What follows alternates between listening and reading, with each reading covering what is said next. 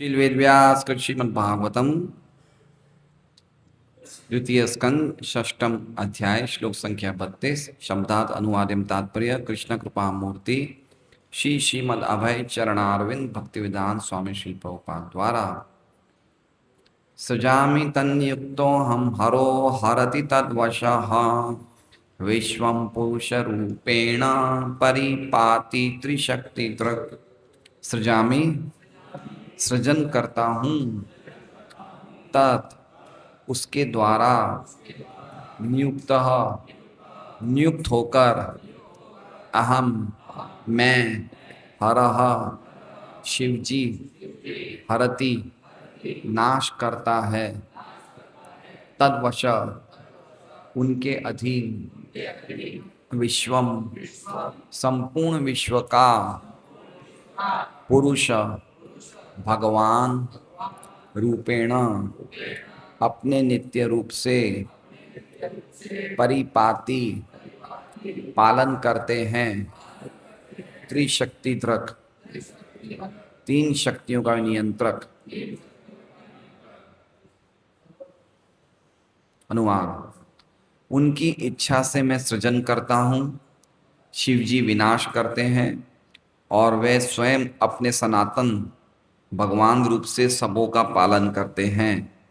वे इन तीन शक्तियों के शक्तिमान नियामक हैं।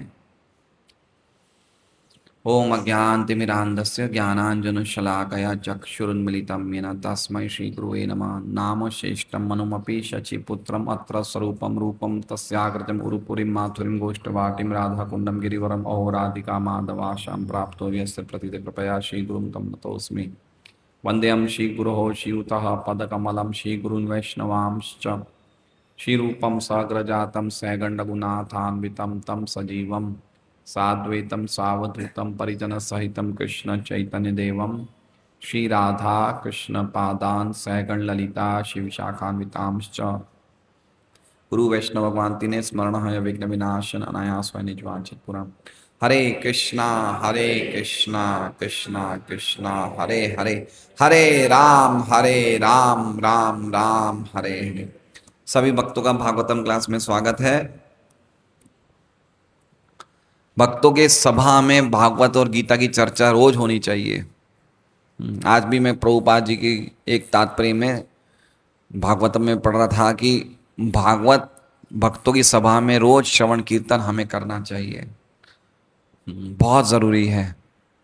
उसमें लिखा हुआ है in the association of devotees Shrimad Bhagavatam should be heard daily in the association of devotees. भक्तों के संग में भागवत का श्रवण नित्य होना चाहिए, बहुत इम्पोर्टेंट है।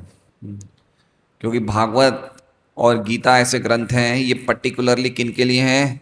ये भक्तों के लिए ही हैं। गीता जी में भगवान कहते हैं कि ये मैं आपको जो रहस्य बता रहा हूँ अर्जुन, चूंकि तुम मेरे सखा हो और मेरे मित्र हो, इसलिए मैं तुम्हें गीता जी का रहस्य बता रहा हूँ। इसलिए ये चर्चा हमें नित्य करती रहनी चाहिए और प्रयास करना चाहिए कि हम लोग रोज आए यहाँ पे और भागवत सुन के जाएं। तो हमने देखा कि कल के श्लोक में प्रभु जी ने बहुत अच्छा समझाया था। तो ये जो कल का श्लोक और आज का श्लोक है, ये भी नारद जी के प्रश्न थे। नारद जी ने प्रश्न किए थे दूसरे अध्याय के पांचवें अध्याय के दूसरे श्लोक में। पांचवें अध्याय के दूसरे श्लोक में नारद जी ने 5 प्रश्न किए थे कि हे ब्रह्मा, ये विश्व का, हे मेरे पिताजी, ये विश्व का अधिष्ठान क्या है? अधिष्ठान मतलब समझ रहे हैं? अधिष्ठान मतलब उसका स्थान, उसका आश्रय क्या है? विश्व कहाँ टिका हुआ है? जैसे हम लोग अभी कहाँ बैठे हैं, हम लोग यहाँ बैठे हैं, तो ये हमारा आश्रय स्थान है। तो ऐसे विश्व कहाँ टिका है? तो इसका श्लोक, ये श्लोक था 5वें अध्याय का।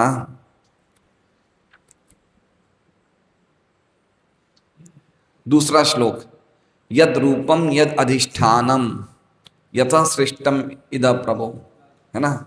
यद अधिष्ठानम, ये विश्व का अधिष्ठान क्या है? अधिष्ठान मतलब बैकग्राउंड, पृष्ठभूमि या इसका शेल्टर, ये कहाँ पे स्थित है विश्व।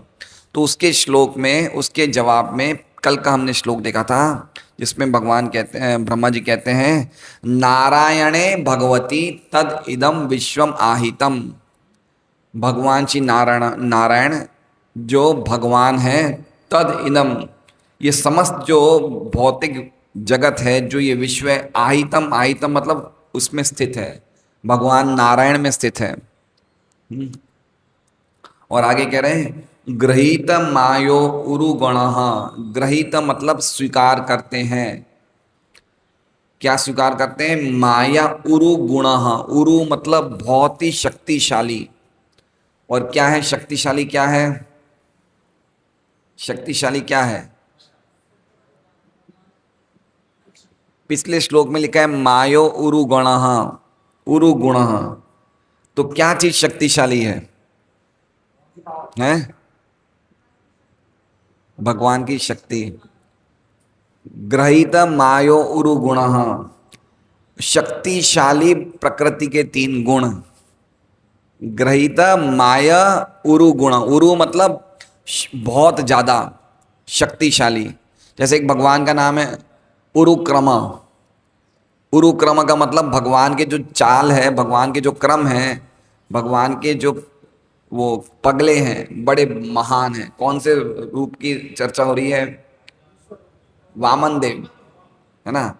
दो दो चाल में भगवान ने पूरे ब्रह्मांड को नाप लिया। तो उरुक्रम का मतलब भगवान के स्टेप्स, भगवान के पगले बड़े महान हैं। तो उसी प्रकार से एक शब्द है उरुगाय। उरुगाय मतलब भगवान की कीर्ति बड़े बड़े जगह, देवताओं के लोकों में सब जगह गाई जाती है। जिनकी कीर्ति बहुत ज़्यादा गाई जाती है उसे कहते हैं उरुगाया। तो उरुगाय भी भगवान का नाम है, उरुक्रम भी भगवान का नाम है। लेकिन इसमें जो उरु गुण लिखा है, उसका अर्थ है कि प्रकृति के 3 गुण भी बहुत ही उरु हैं। उरु मतलब बहुत ज़्यादा शक्तिशाली हैं, है ना। तो भगवान उन गुणों को स्वीकार करते हैं। इसका मतलब हो गया ग्रहीत मायो उरु गुण। वो प्रकृति के 3 गुण क्यों उरु हैं? क्योंकि क्या करते हुए? सर्गाव आदि। सर्ग मतलब सृष्टि, स्थिति मतलब पालन, और संहार। आदि मतलब समझ रहे हैं? आदि, आदि मतलब वगैरह वगैरह। सर्गाव आदि, सर्ग, स्थिति, पालन, संहार आदि। अगुण स्वतः। स्वतः मतलब स्वयं, अपने आप। वो स्वयं तो अगुण हैं, उनके कोई प्रकृति के 3 गुणों से उनका कोई लेना देना नहीं है, है ना। वो प्रकृति के 3 गुणों को स्वीकार नहीं करते हैं, लेकिन फिर भी प्रकृति के 3 गुणों को स्वीकार करते हैं, है ना। तो कल प्रभु जी ने बताया था, जो उनका स्वरूप है वो प्रकृति के 3 गुण स्वीकार नहीं करते, उनकी शक्तियां स्वीकार करती है प्रकृति के 3 गुण। तो ये हमने कल समझा था। अब आज का श्लोक जो है वो भी नारद जी का एक प्रश्न है। 5वें अध्याय का 4था श्लोक। 5वें अध्याय का 4था श्लोक क्या है? हे पिताजी, आपके ज्ञान का स्रोत्र क्या है? आप किसके संरक्षण में कर रहे हैं कार्य, और आप किसकी अधीनता में कार्य कर रहे हैं? क्या प्रश्न है? आप किनकी अधीनता में कार्य कर रहे हैं? तो उसका जवाब आज के श्लोक में है कि मैं किनकी अधीनता में कार्य कर रहा हूं। समझ रहे हैं बात को? देखिए, हर एक व्यक्ति को अपनी कितनी काबिलियत है वो भली भांति समझ लेना चाहिए, है ना। हमारी कमज़ोर काबिलियत हो या ताकतवर हमारी क्या बोलते हैं, योग्यता है, उसको हमें भली भांति पहचानना चाहिए, है ना। वो पहचानने में भी हमें अपनी एक संतुष्टि मिलेगी कि हम इतने योग्य नहीं हैं, ये मानना भी बहुत बड़ी बात है। तो ब्रह्मा जी अपना स्कोप बता रहे, मैं कितना लिमिटेड हूँ। ब्रह्मा जी बड़े खुश हो रहे हैं ये बोल के कि मैं उनकी अधीनता में काम कर रहा हूँ। किन की अधीनता में? भगवान की अधीनता में काम कर रहा हूँ। तो ये श्लोक का उत्तर है, 5वें अध्याय के 4थे श्लोक का। तो कह रहे हैं सजामी तन नियुक्तो हम। सजामी, सजामी मतलब मैं सृजन करता हूँ। तन मतलब वो ही परमेश्वर के द्वारा, जिसकी चर्चा मैंने पिछले श्लोक में करी। तन नियुक्तो हम। नियुक्तो मतलब मुझे यहाँ पे अपॉइंट किया गया है। समझ रहे हैं? जैसे मान लीजिए कि हम किसी को कहें कि भाई आज से आप हमारे यहाँ पे दुकान के वॉचमैन हो, तो वो एक अपॉइंट करते हैं ना, एक पोस्ट देते हैं, एक पदवी देते हैं। तो उसी प्रकार से ब्रह्मा जी को क्या कहा गया, ब्रह्मा जी क्या कह रहे हैं कि मुझे अपॉइंट किया गया है। जगत के सबसे बड़े जीव हैं ब्रह्मा जी, लेकिन फिर भी उनको बिल्कुल भी कोई प्रकार की हल्की भावना या शर्म नहीं लग रही ये बोल के कि मैं भगवान का दास हूं, मुझे अपॉइंट किया गया है। सजामी तन नियुक्तो हम, मुझे नियुक्त किया गया है किसके लिए, सृजन करने के लिए हैं। अब खुद के बारे में नहीं बता रहे हैं, शिव जी के बारे में बता रहे हैं। ऐसा मत समझना कि शिव जी स्वतंत्र हैं, ऐसा नहीं है। तो कह रहे हैं हरो हरति तद्वश। हरो मतलब भगवान शिव, हरति हरति मतलब संहार करते हैं, वो भी तद्वश, उनके अधीन होके। किन के अधीन होके, भगवान के अधीन होके, भगवान कृष्ण भगवान नारायण के अधीन होके शिव जी भी संहार करते हैं। तो सजामी तन नियुक्तम, मैं सर्जन करता हूँ उनके द्वारा नियुक्त होके। शिव जी उनके वश में, उनके द्वारा अधीन होके संहार करते हैं। अब एक बात समझना चाहिए कि ये पावर, ये पोस्ट भगवान देते हैं शिव जी को भी और ब्रह्मा जी को भी, लेकिन वो सृजन करने की शक्ति और संहार करने की शक्ति उनकी खुद की नहीं है, वो भी भगवान ही देते हैं, है ना। संहार संकर्षण करते हैं, लेकिन संकर्षण संहार शिव जी के द्वारा करते हैं। तो अल्टीमेटली संहार करने की शक्ति भी भगवान की है, सृजन करने की शक्ति भी भगवान की है, लेकिन शिव और ब्रह्मा के रूपों को धारण करके वो करते हैं। लेकिन इसका मतलब ये नहीं कि भगवान शिव और ब्रह्मा है तो ये समझना चाहिए। तो विश्वम पुरुष रूपेणा, और जो विश्व है, जो ये जगत है, इस विश्वम को, संपूर्ण विश्वम को पुरुष रूपेणा, पुरुष के रूप में, पुरुष रूपेण मतलब स्वयं अपने रूप में, परिपाती, परिपाती मतलब पालन करते हैं। कौन करते हैं, पुरुष के रूप में, मतलब स्वयं भगवान विष्णु पालन करते हैं। कैसे हैं वो, त्रिशक्तिधृक, तीनों शक्तियों के स्वामी हैं, तीनों शक्तियों के नियंत्रक हैं। तो श्लोक बहुत ही, ये श्लोक अलग अलग अलग जगह आता है। ये बहुत ही फेमस श्लोक है, विख्यात श्लोक है ये। सजामी तन युक्तो हम हरो हरति तद्वश। तो ब्रह्मा विष्णु महेश, है ना। तो विष्णु के द्वारा ही ब्रह्मा को, ब्रह्मा जी को पोस्ट मिली है, विष्णु के द्वारा ही शिव जी को ड्यूटी मिली है, और स्वयं विष्णु क्या कर रहे हैं, पालन कर रहे हैं। तो इसलिए सबसे हार्ड क्या है, पालन करना। वो काम विष्णु करते हैं, है ना। बनाना है भी हार्ड है, लेकिन उससे कहीं हार्ड है पालन करना। संहार करना इतना हार्ड नहीं है, लेकिन फिर भी जो सबसे मेन काम है वो क्या कर रहे हैं। भक्ति में 16 माला करने में जल्दी से हम आ जाते हैं, हरे कृष्णा कृष्णा कृष्णा हरे हरे, हरे राम, हरे राम। 16 माला बहुत सारे भक्तों ने शुरू कर दी है, लेकिन उसको पालन करना, मेंटेन करना बड़ा मुश्किल है ना। काफी हमें संघर्ष करना पड़ता है। और पूरे जीवन पर्यंत अगर हम ये 16 माला का नियम जो हमने लिया है वो करते रहें, 4 नियमों का पालन करते रहें, ये भी बहुत बड़ी उपलब्धि है। ये आसान नहीं है, आसान नहीं है। पूरे जीवन पर्यंत इस नियम को पालन करना आसान नहीं है ना। छोड़ना तो बहुत आसान है ना, लेकिन पालन बहुत मुश्किल है।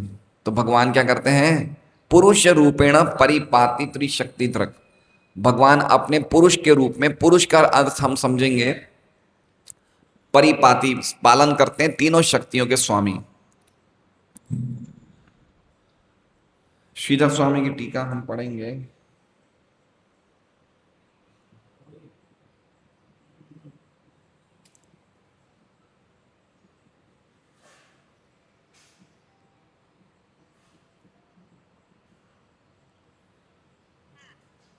सभी मोबाइल कृपया साइलेंट कर दे।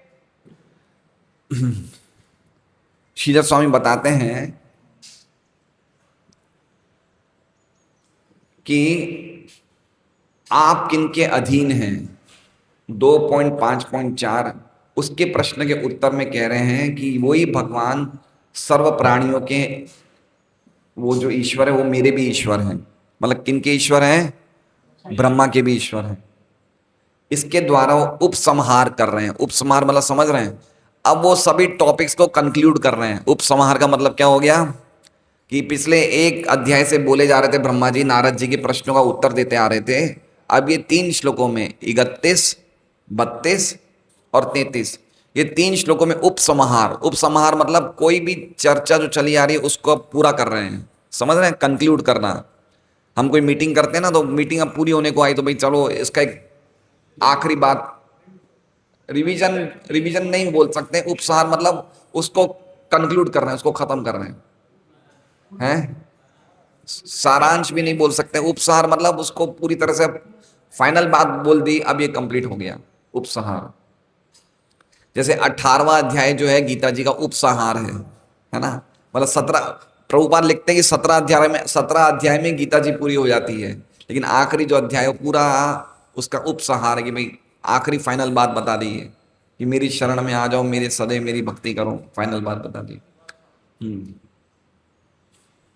पालन तो भगवान खुद ही करते हैं, ये कह के बोलते हैं विश्वमिति पुरुष रूपेण। पुरुष रूपे मतलब विष्णु स्वरूप में त्रिशक्ति, त्रिगुण युक्त माया शक्ति, उनको धारण करते हैं परमेश्वर। आगे कह रहे हैं ये विश्व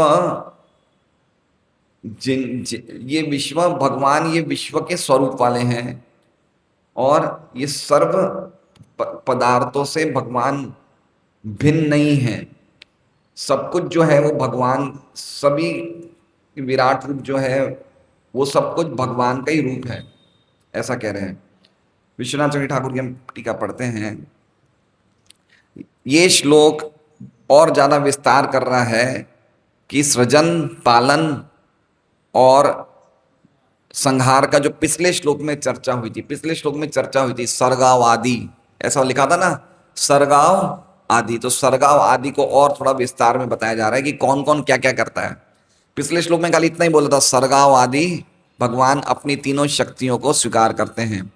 लेकिन अब ये तीनों चीजों को कौन कौन करता है वो भी क्लैरिफाई कर रहे हैं इस श्लोक में। ये श्लोक नारद जी के यत् परस्त्वम उस प्रश्न का भी उत्तर दे रहा है कि हे ब्रह्मा जी, आप किस पे आश्रित हैं। ब्रह्मा और शिव विष्णु से अलग हैं। क्यों?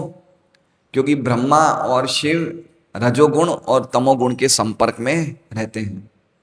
ठीक है, देखिए अब ये विष्णु ही ब्रह्मा रूप धारण करते हैं, वो ही शिव रूप धारण करते हैं, लेकिन इसका मतलब ये नहीं कि हम किसी की भी पूजा करें एक ही हैं, है ना। ब्रह्मा रजोगुण के संपर्क में है, शिव जी तमोगुण के संपर्क में है, इसलिए इनकी पूजा निर्गुण अवस्था की नहीं है, त्रिगुणातीत नहीं है। लेकिन भगवान विष्णु यद्यपि हमें लग रहा है कि गुणों के संपर्क में, लेकिन फिर भी अगुणा है। बताएंगे कैसे बताएंगे। यद्यपि विष्णु सतोगुण के संपर्क में है, लेकिन फिर भी वो शुद्ध सत्व है। वो कभी भी सतोगुण के संपर्क में नहीं आते, उनसे बिल्कुल उदासीन है। और चूंकि सतोगुण का स्वभाव हिंसक नहीं होता है, चूंकि भगवान तीनों गुणों से परे हैं, इसलिए उन्हें भगवान कहा जाता है। और वो माया शक्ति को धारण करते हैं जो 3 गुणों वाली है, मतलब त्रिशक्ति मतलब 3 गुणों वाली माया को धारण करते हैं। लेकिन इसका एक और अर्थ है कि वो भगवान की अंतरंगा, बहिरंगा और तटस्था शक्ति तीनों को धारण करते हैं। तो 2 अर्थ क्या बताए, एक तो सतोगुण, रजोगुण और तमोगुण वाली माया को धारण करते हैं, और एक अर्थ बताया है अंतरंगा शक्ति। त्रिशक्ति का अर्थ क्या हो गया, 3 शक्ति, अंतरंगा शक्ति, बहिरंगा शक्ति और तटस्था शक्ति। तो अंतरंगा शक्ति मतलब भगवान की खुद की निजी शक्ति, बहिरंगा शक्ति मतलब ये माया शक्ति जिससे भौतिक जगत बनता है, और तटस्था शक्ति मतलब जीव शक्ति, यानी कि जिससे हम लोग निकलते हैं तटस्था शक्ति से। प्रभुपाद जी का हम तात्पर्य पढ़ते हैं।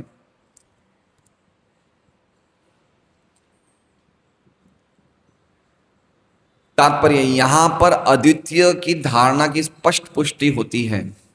वे वासुदेव भगवान ही हैं और उनकी विभिन्न शक्तियों एवं विस्तारों के द्वारा ही विभिन्न अभिव्यक्तियां भौतिक तथा आध्यात्मिक जगतों में पालित होती है। भौतिक जगत में भगवान वासुदेव ही सब कुछ है, जैसा कि भगवद गीता 7.19 में कहा गया है, वासुदेव सर्वमिति, सब कुछ वासुदेवी है। तो समझने का प्रयास करना चाहिए कि इसमें लिखा है कि भगवान अद्वितीय है। क्या है? अद्वितीय। अद्वितीय का मतलब उनके अलावा और कोई दूसरा नहीं है। अद्वितीय का मतलब क्या हो गया? देखिए, अभी हमारे समाज में या हमारे देश में जो गलत फहमी है कि बहुत सारे भगवान हैं या सभी अलग अलग भगवान हैं, ये बहुत ही बड़ी भ्रांत धारणा है। भगवान सिर्फ एक ही है ना। और प्राय अगर हम ये प्रश्न पूछें किसी से कि भगवान कौन है, तो इसका उत्तर 99.9% लोग तो बता ही नहीं पाएंगे। कोई नहीं बताएंगे। स्पष्ट एक ही जवाब में कोई नहीं बता पाएंगे। और अगर किसी ने बता भी दिया तो बहुत कम ऐसे लोग होंगे। या तो जैसे मान लीजिए कि हो सकता है किसी के घर में लड्डू गोपाल की पूजा चल रही हो या राधा कृष्ण की उपासना चल रही हो हो सकता है वो बोल दे कि कृष्ण भगवान है, लेकिन तत्व से नहीं जानता है वो। समझ रहे हैं? जैसे वो देख रहा है भाई हम तो पीढ़ियों से करते आ रहे हैं कृष्ण की पूजा, इसलिए कृष्ण भगवान है। कोई शिव जी को जल चढ़ाता है अपने घर में, शिव जी भगवान है। ठीक है, कोई डेली कहीं जा रहा है तो वो भगवान है। लेकिन भगवान को तत्व से नहीं जानते कोई भी कि भगवान तत्व से कैसे हम समझें, है ना। तो तत्व से श्री कृष्ण परम सत्य है ऐसा बताने वाला कोई व्यक्ति बिरला ही होगा, क्योंकि लोगों को ये ज्ञान ही नहीं है। कोई ज्ञान नहीं है। हमारे लिए भगवान का मतलब क्या है कि जो हमारा काम कर दे वो हमारे लिए यही मतलब है। देखिए, जैसे प्रभु जी ने कल बताया कि हमें संबंध ज्ञान स्थापित, हमें पता ही नहीं कि हमें जगत में क्यों आए हैं, हमारा जगत में क्या स्थान है, हमारा भगवान से क्या संबंध है। हम ये सब चीज़ें को, हमारा इन सब चीज़ों से कोई प्रश्नों से कोई हमारा संपर्क नहीं है। हमारा संपर्क क्या है कि हम भोक्ता हैं। हमें जो चीज़ चाहिए, जो व्यक्ति हमारी चीज़ की पूर्ति करता है वो भगवान है। जैसे मान लीजिए अभी हम जाते हैं रास्ते में तो एक शनिदेव का मंदिर आता है। ठीक है, अब मान लीजिए कि लीला कमल प्रभु, मतलब ये भक्त नहीं है, सामान्य व्यक्ति हैं, जा रहे हैं और इनको आज इनके बैंक से लोन पास करवाना है। क्या पास करवाना है? लोन पास करवाना है। आज इनका बैंक मैनेजर है, इनको फाइनल जवाब दे देगा। तो इन्होंने देखा कि शनिदेव के मंदिर में काफ़ी भीड़ लगी है। तो इन्होंने पूछा भाई क्यों भीड़ लगी है? बोले ये सबके बिगड़े हुए काम बना देते हैं। तो इन्होंने क्या देखा कि यार मेरा लोन भी पास होना है, चलो मैं भी खड़ा हो जाता हूँ। तो इसमें इन्होंने ये नहीं देखा कि परम सत्य कौन है। इनको तो किससे मतलब है? मेरा काम, मतलब मेरे काम से मतलब। तो प्रायः ज़्यादातर हमारे जो भी हमारे इर्द गिर्द जो भी लोग हैं उनको अपने काम से मतलब है। उन्होंने कभी ये नहीं सोचा कि ये जगत कैसे चल रहा है। अथा तो ब्रह्म जिज्ञासा, कौन है वो व्यक्ति जो चला रहा है? सिर्फ एक ही व्यक्ति सब कुछ चला रहा है, सिर्फ एक व्यक्ति। इसलिए प्रभुपाद लिखते हैं अद्वितीय, उनके अलावा कोई दूसरा नहीं है। मैं अभी चैतन्य चैतवन पढ़ रहा हूं तो उसमें बताते हैं कि एक ही व्यक्ति की शक्ति से पूरा जगत चल रहा है, वो है कृष्ण। वो ही सब कुछ चला रहे हैं। लेकिन कभी वो ब्रह्मा के रूप में चला रहे हैं, कभी शिव के रूप में चला रहे हैं। इसका मतलब ये नहीं कि उनका कोई रूप नहीं है, ऐसा नहीं है। तो समझना चाहिए कि एक व्यक्ति की शक्ति से सब कुछ चल रहा है और कोई दूसरे व्यक्ति की शक्ति से नहीं चल रहा है। हम जो बोल रहे हैं, हम जो हाथ हिला रहे हैं, या हम चल रहे हैं, या जो कुछ भी क्रियाएं कर रहे हैं, खाली उनकी शक्ति से ही सब कुछ चल रहा है। इसलिए अल्टीमेटली वो ही एक पुरुष है। तो हम कौन हैं? हम पुरुष नहीं है क्या? हम शक्तियां हैं। हम शक्तियां हैं, हम पुरुष नहीं हैं। एक अद्वितीय, अद्वितीय मतलब उनके अलावा और कोई है नहीं। देखिए गीता जी का हम 9वें अध्याय का 17वां श्लोक, आप लोग कभी घर जाओ तो पढ़ लीजिएगा। श्लोक का उच्चारण इस प्रकार से है, पितामहस्य जगतो माता धाता पितामह वेद्यम पवित्रम ओंकार ऋक्साम यजुरेव च। अब इसकी जो टीका है तात्पर्य में प्रभुपाद जी लिखते हैं कि इस भौतिक जगत में हम विभिन्न जीवों के साथ तरह तरह के संबंध स्थापित करते हैं जो कृष्ण की शक्ति के अतिरिक्त अन्य कुछ नहीं है। प्रकृति की सृष्टि में उनमें से कुछ हमारे माता पिता के रूप में उत्पन्न होते हैं, किंतु वे कृष्ण के अंश ही हैं। इस दृष्टि से जीव जो हमारे माता पिता आदि प्रतीत होते हैं वे कृष्ण के अतिरिक्त और कुछ नहीं है। देखा, माता पिता जो दिख रहे हैं वो कौन है? वो कृष्ण के अतिरिक्त और कुछ नहीं है। देखिए आगे क्या कह रहे हैं इस श्लोक में आए, धाता शब्द का अर्थ है सृष्टा। ना केवल हमारे माता पिता कृष्ण के अंश रूप में अपितु उनके शिष्टा दादी तथा दादा ये भी कृष्ण है, ये भी कृष्ण है। वस्तुतः कोई भी जीव कृष्ण का अंश होने के कारण कृष्ण है। तो पॉइंट क्या, कहने का मतलब क्या है कि भक्तों को भली भांति समझना चाहिए कि इस जगत में कृष्ण के अलावा और कुछ नहीं है। इसलिए 7वें अध्याय के 19वें श्लोक में लिखा है, वासुदेव सर्वमिति स महात्मा सुदुर्लभम। कृष्ण के अलावा और कोई चीज की सत्ता है ही नहीं। ये एक चीज को समझने का एक परिप्रेक्ष्य, एक तरीका है।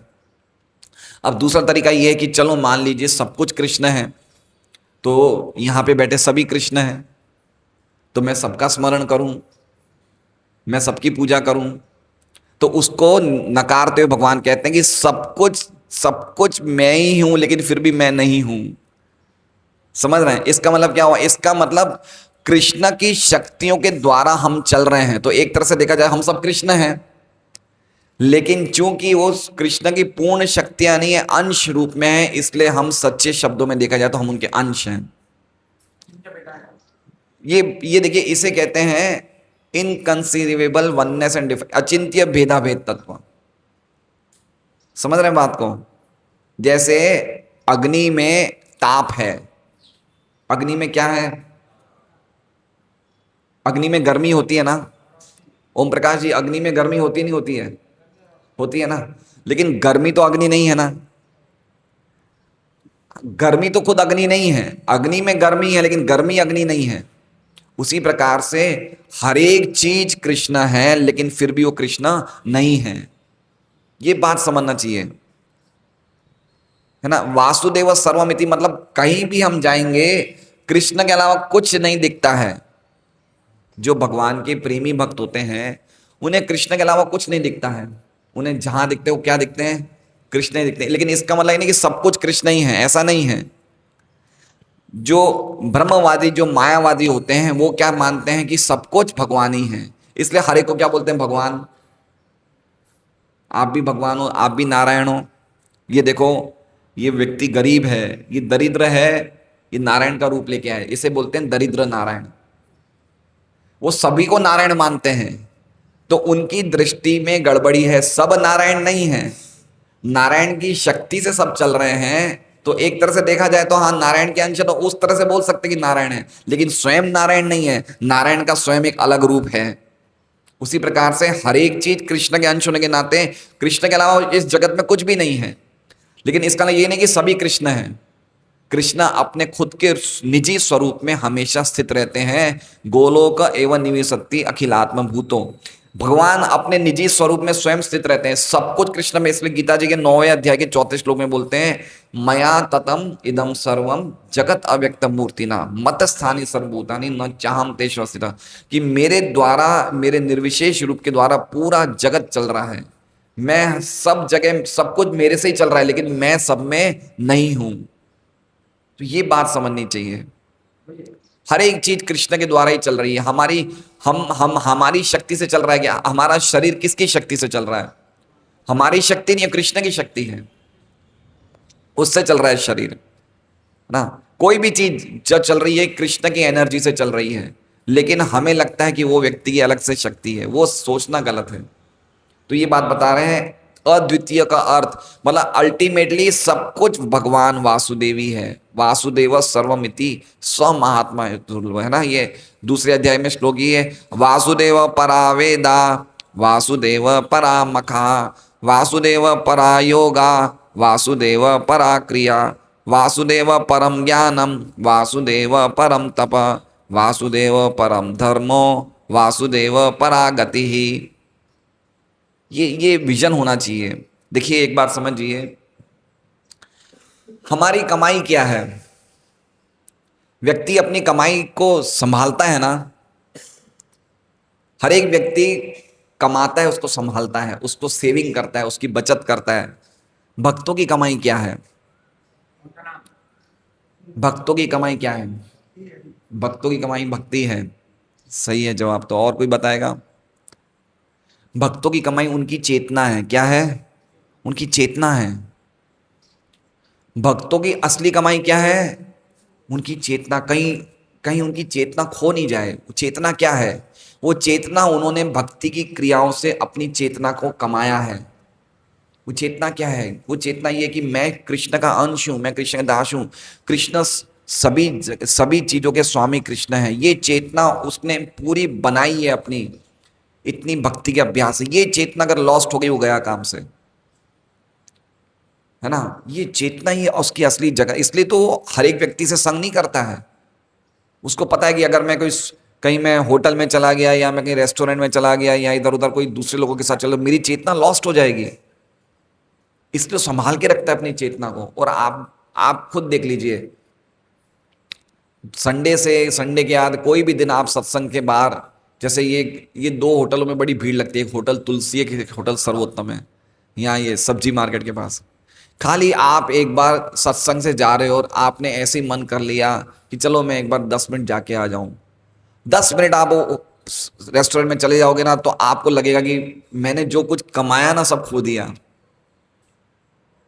ये भक्तों की चेतना बहुत इंपॉर्टेंट है ना। और ये चेतना ही हमारा अगला जीवन निर्माण, अगला जीवन निश्चित करेगी चेतना, है ना। इसलिए तो गीता जी में कहते हैं यम यम वापी स्मरन भावम तजत तंते कलेवरम तम तमेविति कौन्ते सदा तद भाविता। जैसी चेतना लेके व्यक्ति शरीर छोड़ता है, वो उसी चेतना को प्राप्त करता है। भरत महाराज के साथ ऐसे तो हुआ, अंतिम समय में हिरण का स्मरण कर लिया। उनकी चेतना में हिरण ही चल रहा था। मेरा हिरण कहाँ गया, कहाँ गया, कहाँ गया, मृत्यु हो गई, हिरण बन गए। हमारी चेतना में क्या चल रहा है?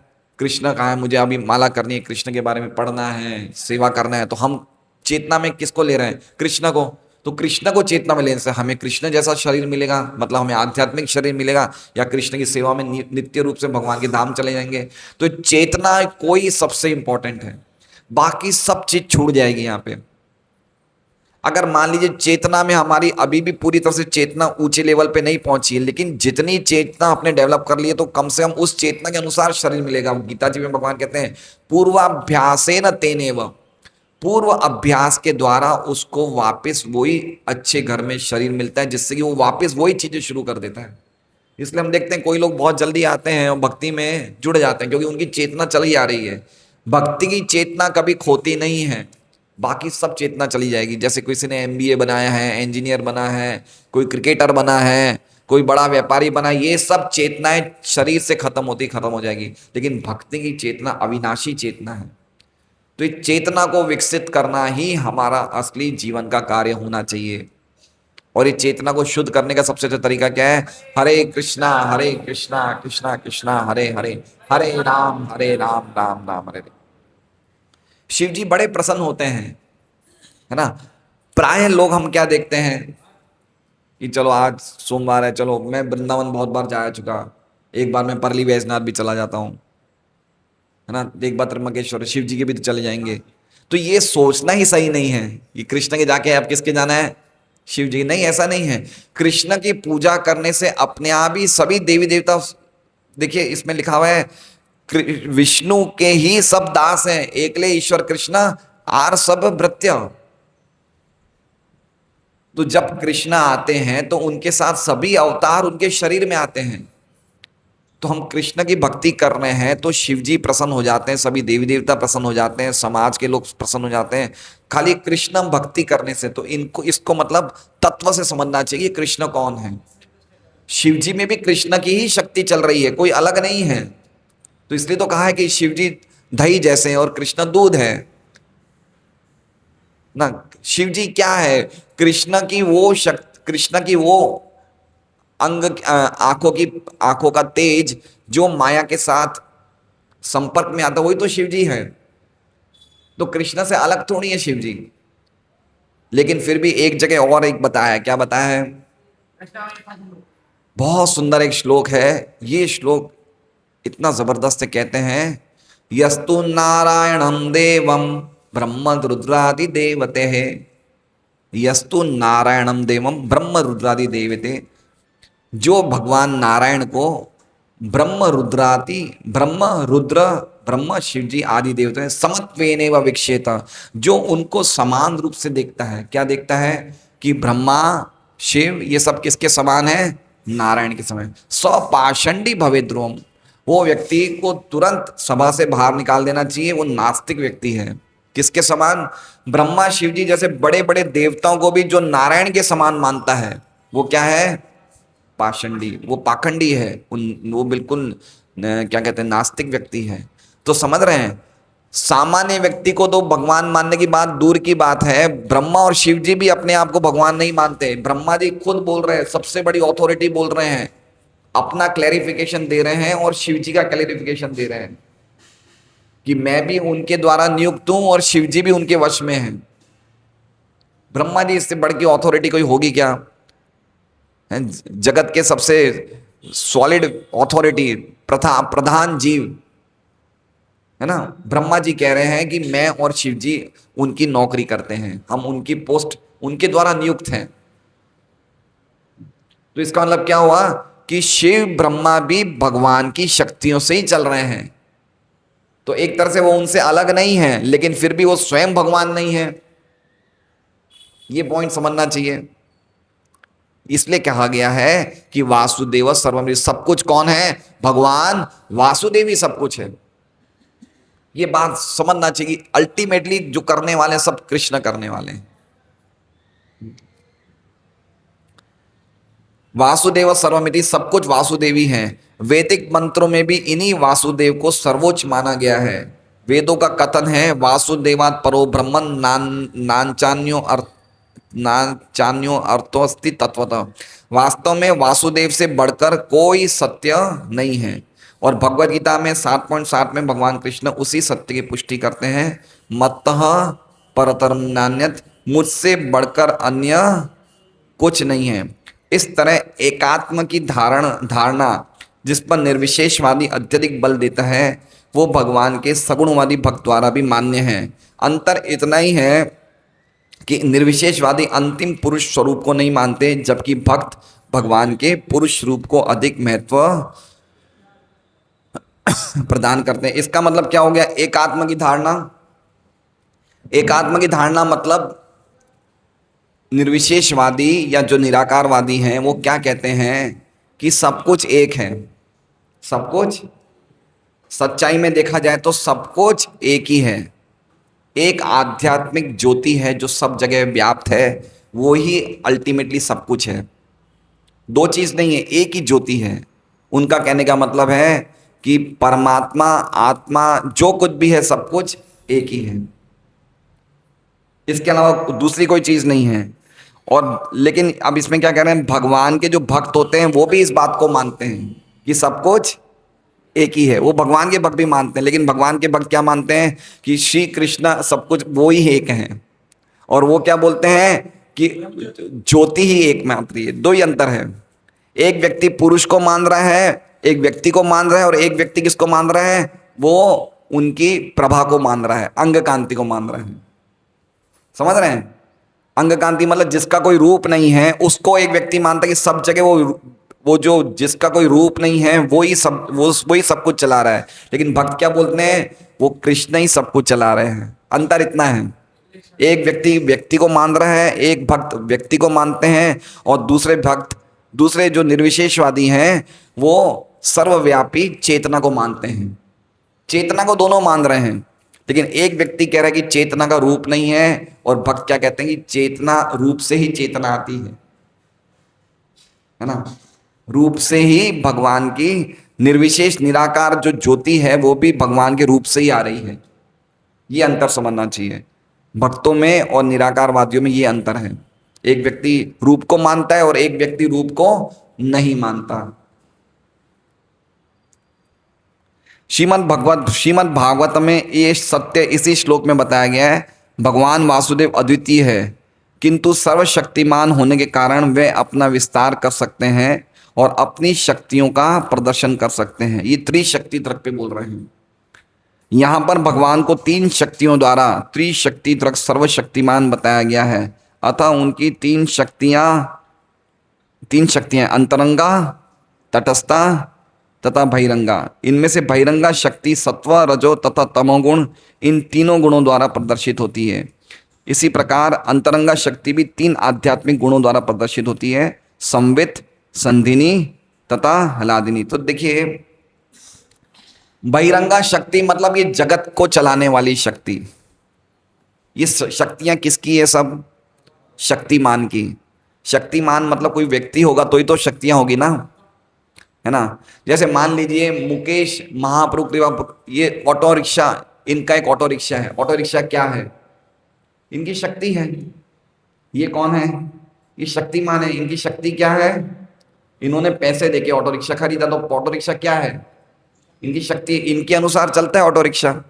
तो उसी प्रकार से शक्तिमान के अनुसार शक्तियां चलती है ना। तो कौन सी तीन शक्तियां हैं जो जगत को चला रही है ना? माया, बहिरंगा शक्ति, बहिरंगा जो माया है उनकी तीन विभाग होते हैं। कौन से होते हैं तीन विभाग? अंतरंगा नहीं, सतोगुण, रजोगुण, तमोगुण। ये किसके डिपार्टमेंट है? माया शक्ति के।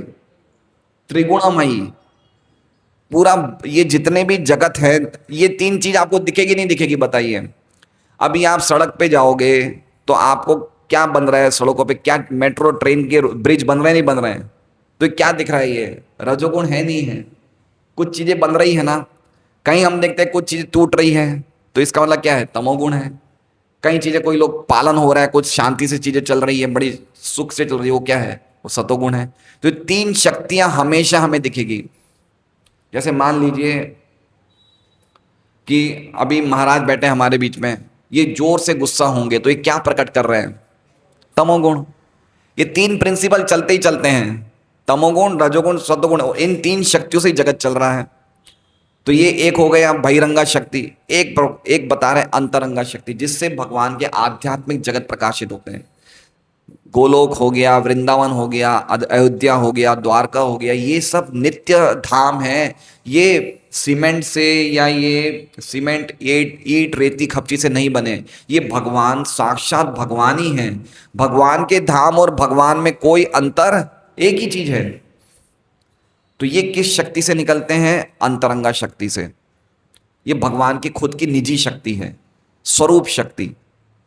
तो ये शक्ति के भी तीन विभाग हैं। जैसे बहिरंगा शक्ति के तीन विभाग कौन से हुए? सतोगुण, रजोगुण, तमोगुण। तो अंतरंगा शक्ति के भी तीन विभाग है, संधिनी, संवित, हलादिनी। संवित शक्ति भगवान को ज्ञान देती है, संधिनी शक्ति भगवान के अस्तित्व को प्रकाशित करती है, और हलादिनी शक्ति भगवान को आनंद देती है। तो ये तीनों शक्तियां, चूंकि हम भगवान के अंश हैं, हमारे में भी है, तो हमें भी आनंद चाहिए।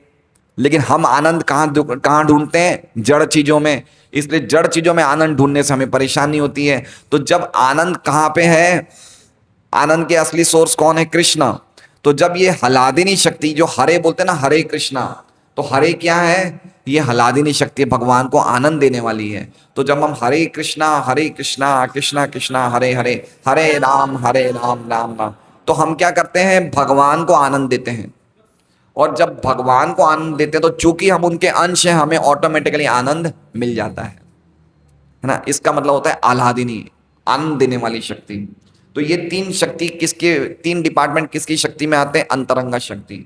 तो तीन शक्तियां हो गई ना त्रिशक्ति तरक। पहले बहिरंगा, दूसरी अंतरंगा, और तीसरी कौन सी है?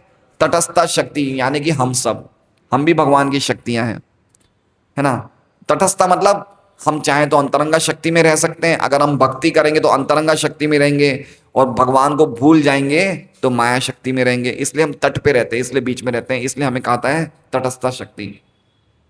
लेकिन जीव कभी भी भगवान के तुल्य नहीं होते। देखिए प्रभुपाद क्लियर कर रहे हैं, यद्यपि सब कुछ भगवान है लेकिन फिर भी हम भगवान के बराबर नहीं, हम भगवान के अंश हैं।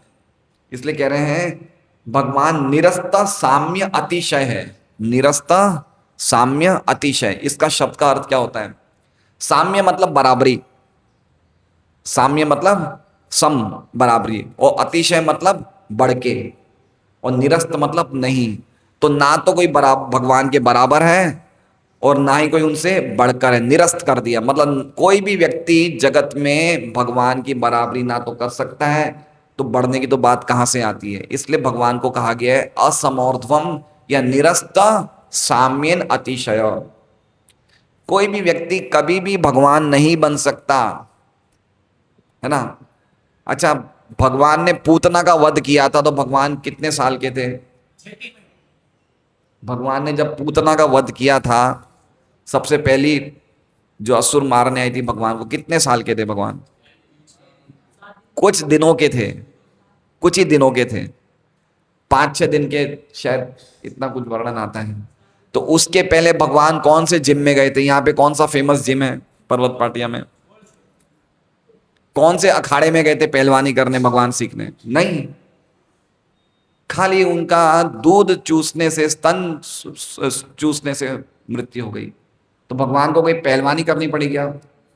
नहीं। तो भगवान निरस्त अतिशय साम्य, उनको कोई बराबरी नहीं कर सकता। शक्टासुर आया, शक्टासुर क्या रूप लेके आया बताइए? शक्टासुर क्या रूप लेके आया है?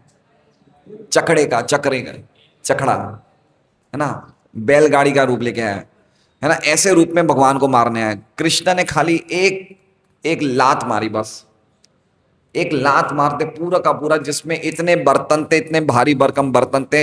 हमारे तो बड़े बड़े बर्तन जेंट्स भी नहीं मांजते, लेडीज को मांजना पड़ता है ना। हमारे जेंट्स लोग सेवा में बहुत ढीले हैं, सब काम हमारे माताएं करती हैं। ऐसा नहीं होना चाहिए। अभी कल राधेश प्रभु से परसों बात हो रही थी, प्रभु जी बोले कि प्रभु जी हमारे जैसे अपना संडे प्रोग्राम होता है ना, उनका बुधवार को प्रोग्राम होता है, तो अपने 250 भक्तों का, 250 पौने 300 भक्तों का प्रसाद बनाते हैं वो लोग।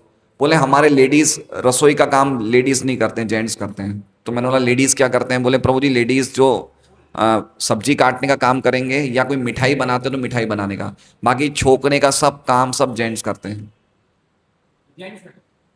पुरुष पुरुष भक्त करते हैं। लेकिन हमारे यहाँ पुरुष भक्त तो नहीं कर सकते हैं, ये बर्तन मांजना ये सब हमारा काम नहीं है। ऐसा नहीं होना चाहिए, पुरुषों को सीखना चाहिए। अभी 450-500 भक्त संडे को आते हैं, हो सकता है आगे जाके ज्यादा है। ये काम लेडीज के थोड़ी हैं। बड़े बड़े जितने देखिए, बड़े बड़े हलवाई तो सब जेंट्स ही होते हैं, लेडीज थोड़ी होते हैं। सही बात है ओम प्रकाश जी, ये सब हमें सीखना चाहिए, है ना। तो किस बात पे कह रहे थे? हाँ, हल्की सी लात मारी भगवान ने शक्टासुर को। अच्छा ये देखिए गोवर्धन पर्वत कैसे उठाया, है ना। बाएं हाथ की इस उंगली, ये उंगली सबसे वीक उंगली है, कमजोर उंगली है, उस पे गोवर्धन पर्वत उठाया है। देखिए हम लोग के पास एक मोबाइल है, अब ये मोबाइल हम कैसे उठा सकते हैं?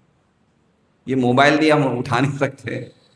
भगवान ने क्या उठा दिया? गोवर्धन पर्वत उठा दिया। तो ये कृष्ण जब प्रकट होते हैं वो ऐसी लीलाएं करते हैं, जैसे भगवान राम हैं।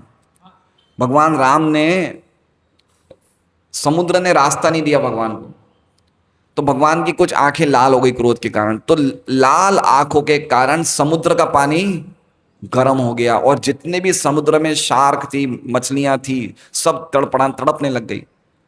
एक व्यक्ति ने आंखें गर्म करी तो पूरा समुद्र हिल गया। अब हमारे यहाँ पे 100 लोग हैं, आप 100 लोग भी आंखें गर्म करोगे, कुछ नहीं हिलने वाला है, कुछ भी नहीं होने वाला है, दूध का ग्लास भी गर्म नहीं होगा। तो ये जीव और भगवान में अंतर है नहीं है। जीव कैसे भगवान बन जाएगा बताइए, है ना। शिव जी ने क्या किया बताइए? पूरा विष पी लिया। हम एक बूंद नहीं फिनाइल की ले सकते मुंह में, तो ईश्वरों के काम हम नहीं कर सकते हैं, ये काम हमारे बस के नहीं हैं। तो हमें समझना चाहिए कि हम कभी भी भगवान की बराबरी नहीं कर सकते। भगवान की बढ़ने की तो बात दूसरी है, लेकिन भक्त लोग भगवान की कृपा से बढ़ जाते हैं आगे। भगवान की कृपा से भी भक्त उनसे अधिक हो जाते हैं। कैसे?